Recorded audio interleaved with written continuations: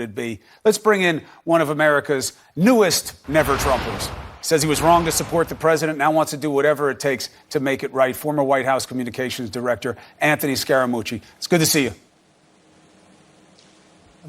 I'm not actually not a never-Trumper, but that's fine. I mean, I just looking at the situation, and I would just tell your viewers, if you were on the board of a company and you had a CEO acting this erratic and literally in a gigantic meltdown, like I was describing to John Berman, it's like a Chernobyl situation, you would have to replace that CEO. He's running the free world, and he's the leader of the greatest, but you know what you guys Republican say, democracy. Anthony. You used to say this to me, and now his new defenders say it. I'm not a never-Trumper.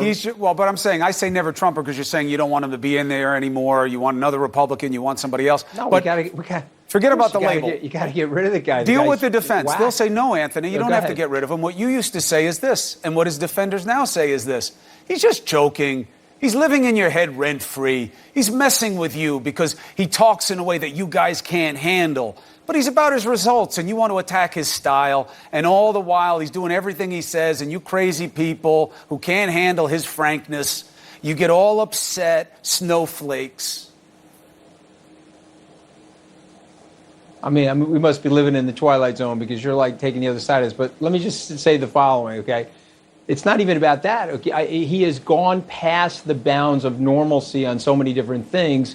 But the number one thing and the breaking point for me was the full-on racism. And so I know I'm not going to use that and debate whether or not he's racist. But when you're sending out the racist tweets and then you're piling on and you're standing there in El Paso with your finger up in the air like this in that detached way, it's a sign that he's gone full-blown crazy. And so as a responsible citizen in the United States, you can't look at all of that stuff and say it's okay. Moreover, we both know people inside the building that are whispering to each other that, okay, those guys are right. Are they going to come for our help? I mean, it's like a hostage crisis inside the building.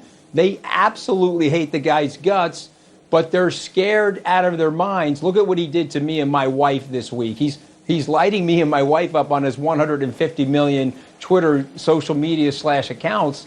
It's just crazy. I'm a private citizen, Chris. He may not have early stage dementia, but he has full-blown early stage fascism.